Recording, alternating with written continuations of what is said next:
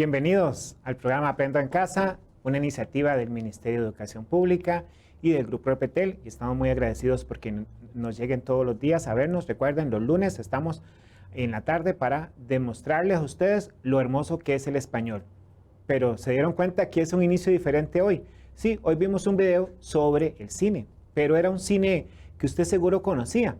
Les puedo asegurar que como un productor decía, esta la vi, esa también. Claro, hemos visto mucho cine extranjero, pero hoy vamos a dedicar la clase al cine en Costa Rica. Sí, en Costa Rica se produce cine y mucho, es muy abundante. Y es importante que entendamos que para nosotros poder analizar algo tenemos que ver su contexto. En este caso, el contexto es el cine en Costa Rica. Así que le voy a pedir a mi productor que me regale, por favor, el video de la historia del cine en Costa Rica. Señor Christopher, si me hace el favor, vamos a observar este video.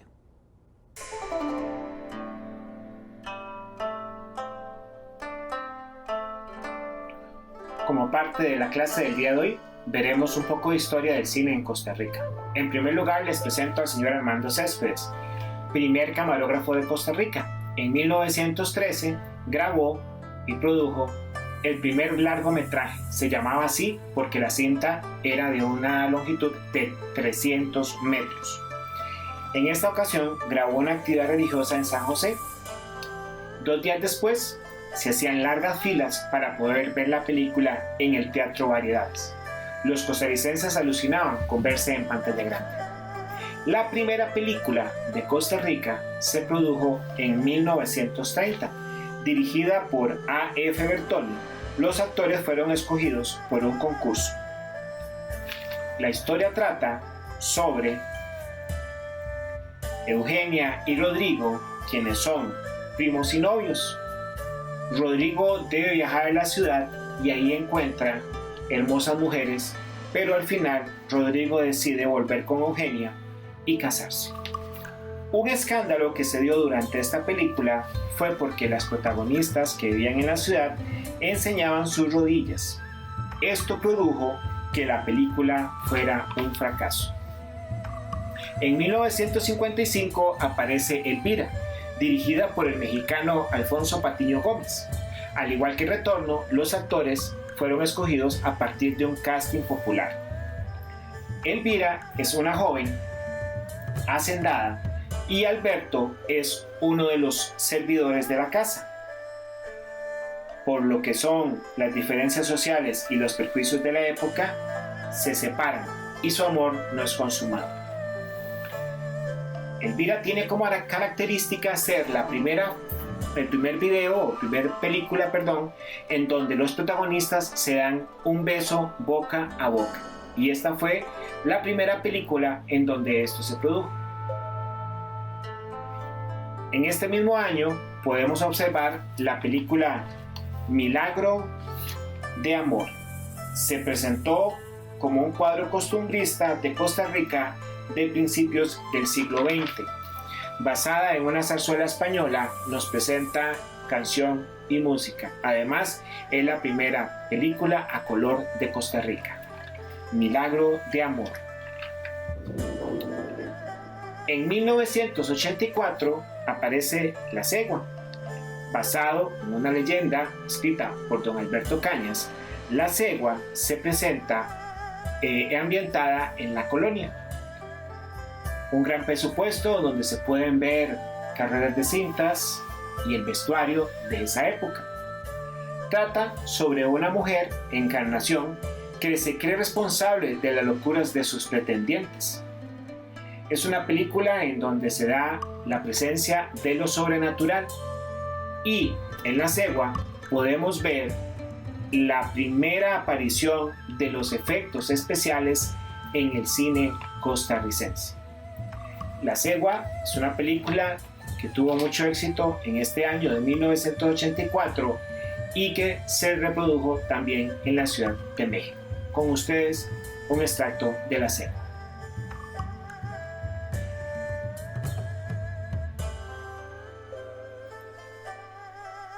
En 1986 se produjo en Costa Rica la película Los secretos de Isolina. Ambientada en Guanacaste, trataba sobre Isolina, una bella mujer que atrae a los sabaneros. Ella, según dicen las leyendas, posee un amuleto que cura a los hombres en soledad. Estos hombres que viven en las grandes pampas guanacastecas. En 1987 se produjo la película Eulalia, película que obtuvo gran éxito taquillero.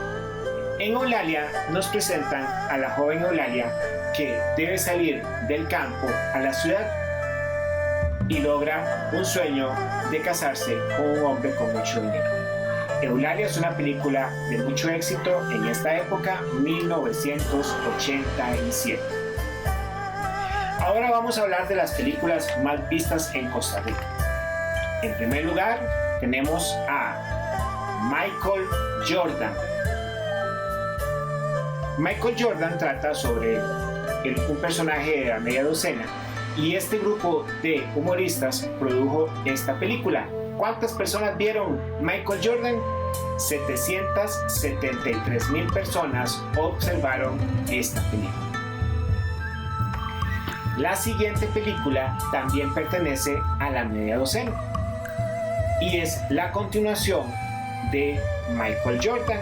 Esta se llama Michael Jordan 2 en busca de la cura perdida. En esta encontramos a un Michael Jordan mucho más maduro que busca la forma de curar a su abuelita. Michael Jordan viaja a países como Egipto y aquí busca la forma de traer la salud a su abuelita. Esta película fue vista por 232,500 personas, por lo que se considera la segunda película más taquillera del país, Michael Jordan 2. En tercer lugar tenemos Hombre de Fe, la película que trata sobre el portero Keylor Navas y cómo desde niño hasta que llegó al Real Madrid nos cuentan sus aventuras. Hombre de Fe, 175,000 personas vieron Hombre de Fe. Le sigue la película costarricense Gestación. Esta película trata sobre una niña, estudiante de un colegio, que debe salir por quedar embarazada. La película Gestación fue observada por 131,612 personas que pagaron su entrada en el cine costarricense. Y por último, la película El Regreso de Hernán Jiménez. El Regreso trata sobre un costarricense que tiene muchos años de vivir en Estados Unidos y decide reencontrarse con su familia, con su Costa Rica. Decide reencontrarse con la familia que hacía mucho tiempo no veía, sus amigos e inclusive con las instituciones del país. El Regreso de Hernán Jiménez tuvo una recaudación récord para ese año y fue observada en los cines de Costa Rica por 122,192 personas. Y esta es la quinta película en audiencia en Costa Rica, El Regreso de Hernán Jiménez. Y así terminamos este pequeño recuento sobre la historia del cine en Costa Rica y volvemos a clase. Muchas gracias. ¿Observaron? Ese es el contexto del cine en Costa Rica. Es decir, no es un cine muy antiguo, pero no estamos hablando de que empezó el año pasado. Desde 1913 se está produciendo cine en Costa Rica. Ahora la pregunta es esta: ¿qué tanto cine costarricense hemos visto? Y también seguro en su casa están preguntando, ¿pero acaso me equivoqué? Estamos en una clase de cine, no es español. Sí, lo que pasa es que en los nuevos programas de español estamos viendo lo que se llama el texto audiovisual. Eso es el cine. Pero para poder hablar de cine, tenemos que conocer las características que vimos la semana pasada y tener el contexto en nuestro país, que es lo que estamos viendo ahora. Por cierto, tengo un desafío para todos ustedes, no solo para los estudiantes, también para los papás, los abuelitos, las tías, toda la gente que nos acompaña y que gracias a ustedes por mensajes sabemos que están ahí. Los desafío a que observen el siguiente video. En el siguiente video vamos a ver películas costarricenses producidas del 2001 hasta el 2020. Vamos a verlas con calma y quiero que me digan al final cuántas de estas películas costarricenses han visto. Yo hice el ejercicio en mi casa y debo mucho. Espero que ustedes también lo hagan. Así que por favor, Christopher, me regala el video sobre las películas hechas en Costa Rica del 2001 al 2020. A continuación presentamos las películas del 2001 al 2020 de Costa Rica.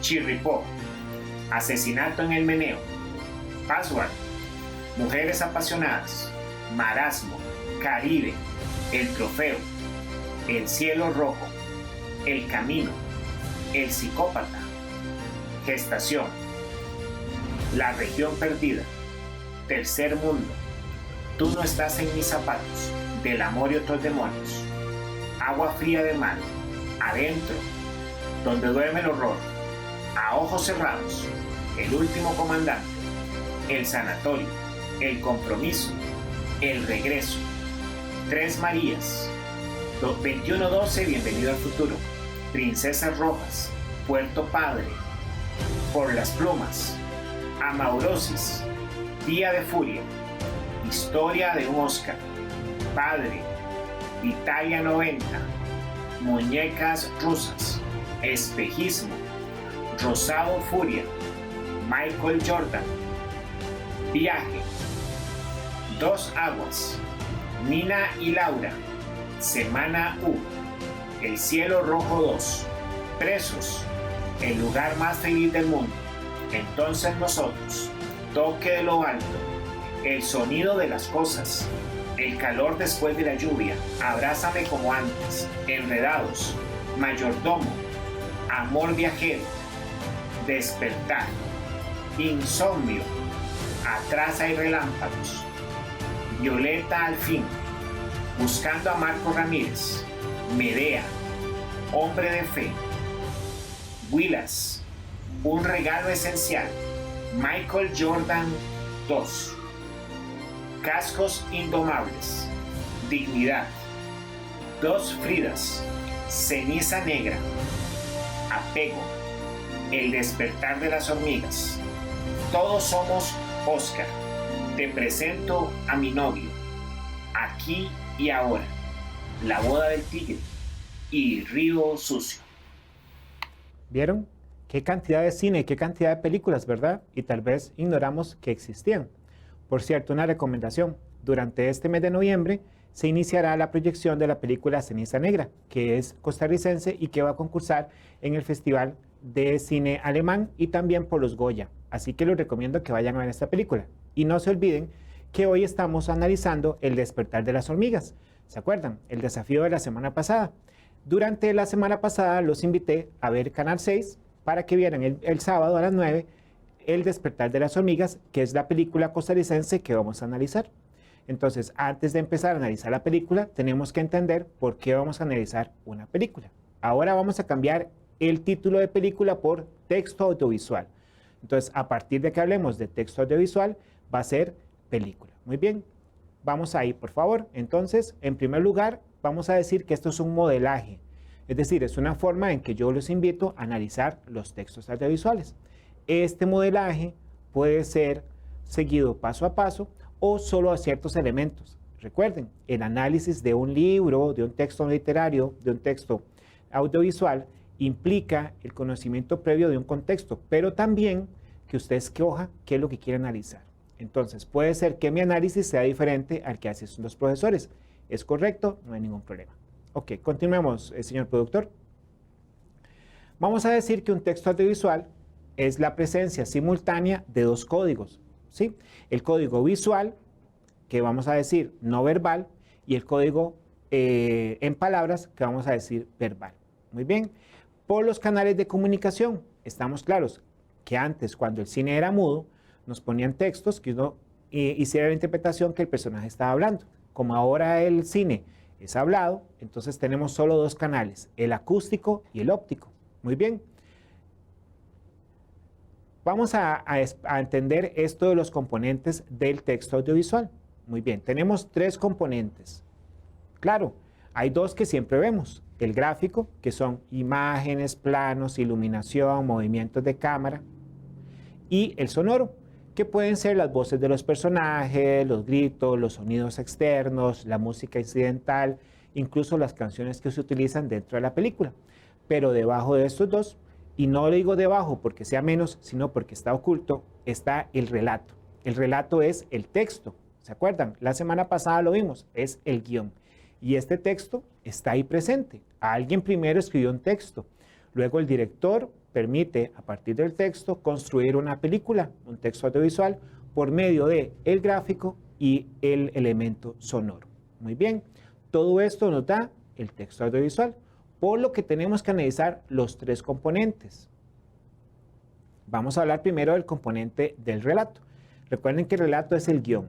Muy bien, el texto fílmico, las palabras que conforman lo que van a decir los personajes. Hay un guión y a partir de ese guión, el director de escena, el director de fotografía, el de iluminación, la persona que se encarga del sonido y los actores se encargan de darle vida a la película. No nace del aire, sino que nace a partir de la palabra escrita, que llamamos guión. ¿Qué vamos a analizar? Porque acuérdense que estamos en el modelaje de un análisis. ¿Qué vamos a analizar dentro de este relato o de este guión? Bueno, en primer lugar, el título, cómo se llama la película, el contexto, que es cómo están los elementos en la película, la estructura, el mundo mostrado. Vean cómo cambia la palabra, ya no es un mundo narrado, porque no hay un narrador, sino un mundo mostrado, porque nos guiamos con las imágenes que estamos viendo y los sonidos. Luego la retórica. Dentro de la película vamos a encontrar las figuras literarias que vemos en los textos, símiles, metáforas. Pueden ser en el elemento visual o también cuando los personajes conversan entre ellos. Y las estrategias discursivas. Claro, esta palabra es como muy complicada, estrategia discursiva. Simplemente es la forma en que el director logra darnos el mensaje. Una estrategia discursiva puede ser simplemente grabar todo de noche o con tormenta eléctrica, porque eso nos va a permitir entender que la película nos dé miedo, terror, o puede ser un día apacible con mucho sol y eso nos permite entender que la película es una película donde no vamos a tener tanto drama, sino va a ser más romántica o comedia. Esas son las estrategias discursivas que vamos a tener en el texto audiovisual. Recuerden, todo inicia con un guión, pero después del guión tenemos la parte gráfica. Esta parte gráfica implica, por supuesto, imagen, encuadres, planos, ángulos, la iluminación y el color. ¿Qué pasa si en una película es a blanco y negro? ¿Qué nos quiere decir el director de escena? ¿Qué nos quiere decir el director de película? ¿Qué pasa si la película es animada? O si los planos son muy cortos, o el ángulo de la película es sobre el hombro del personaje. Todo esto nos da una información. Muy bien, entonces tenemos el guión, que es la parte escrita, y luego la parte gráfica, que es lo que podemos ver. Y el tercer elemento, ¿se acuerdan cómo se llamaba? Sonido, sonoro. Sí, el componente del sonido. En el componente sonoro tenemos las voces de los personajes. Puede ser que haya un personaje que hable muy suave y nos cuesta entenderlo, o puede ser que sea un personaje autoritario y hable muy fuerte, casi gritado. Eso nos permite entender la psicología del personaje. Antes, cuando el cine era mudo, teníamos que adivinar si el personaje estaba hablando suave o hablando muy duro. Pero ahora, como el cine es sonoro, sí, porque hubo una época donde nadie hablaba en el cine. Ponían música en un piano y esa era la música del cine. Ahora ya tenemos esa capacidad de poder ver en las películas a los personajes hablando. Inclusive hay cines donde parece que el sonido viene de atrás o de los lados, ¿verdad? ¿Han sentido esa sensación de que le están hablando a uno casi en el oído? Bueno, ese es el cine de ahora. También tenemos ruidos. Por ejemplo, no nos serviría un chillonazo de llantas si no oímos ese chillonazo de llantas. Ese sonido es muy importante en las películas. Y también algo muy importante en las películas es el silencio. Sí, porque el silencio también nos está diciendo algo. ¿Ok? También tenemos que analizar la función de todos los elementos. Ok, hagamos un repaso entonces. Número 1, sonoro. ¿Sí? Número 2, visual.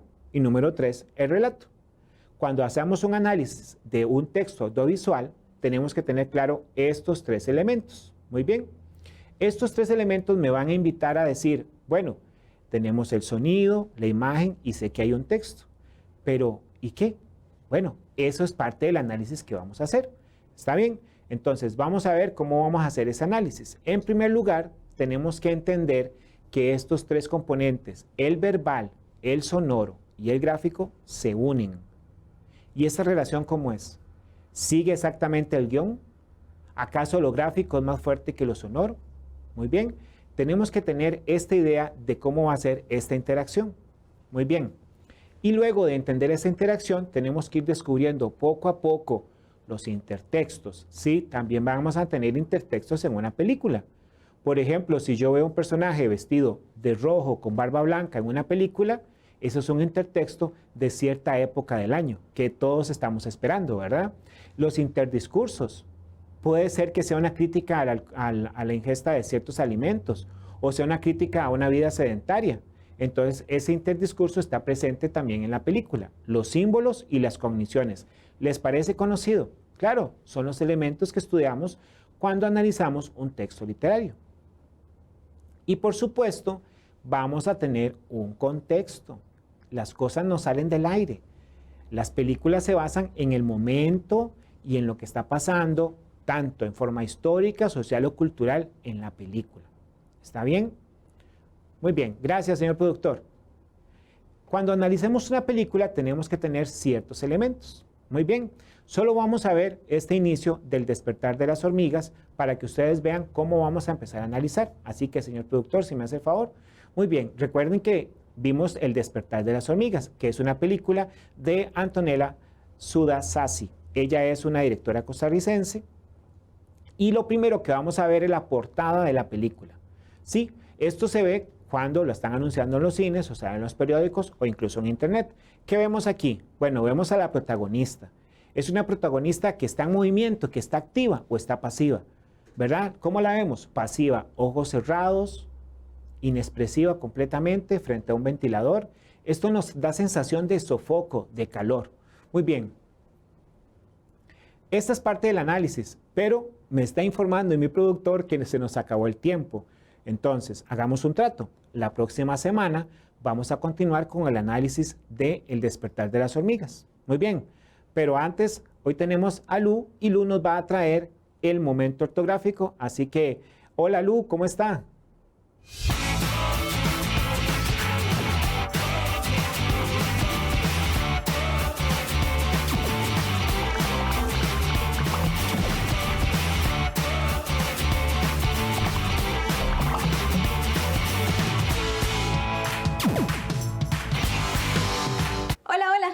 Seguimos con los acentos diacríticos. Voy de nuevo, acentos diacríticos.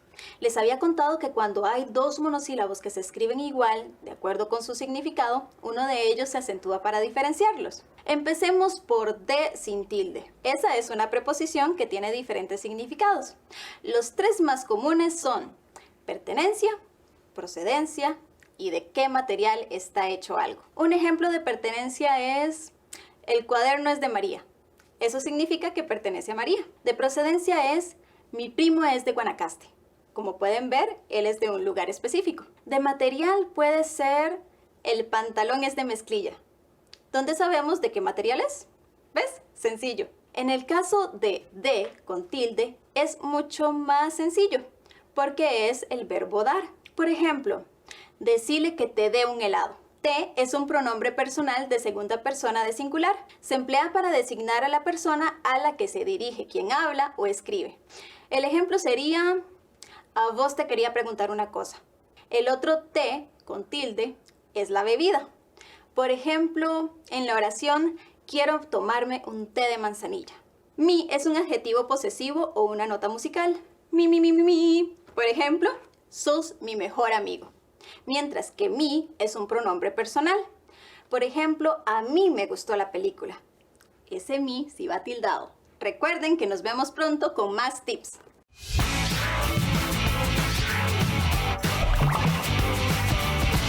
Mi. Ah, no, perdón.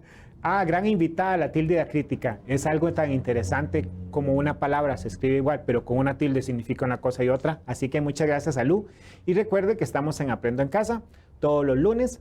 Y vamos a agradecer hoy al Grupo Repetel que nos acompaña siempre por su apoyo, cámara, sonido, todo. Muchas gracias de verdad al Ministerio de Educación Pública, a nuestra intérprete doña Marcela, que siempre nos acompaña.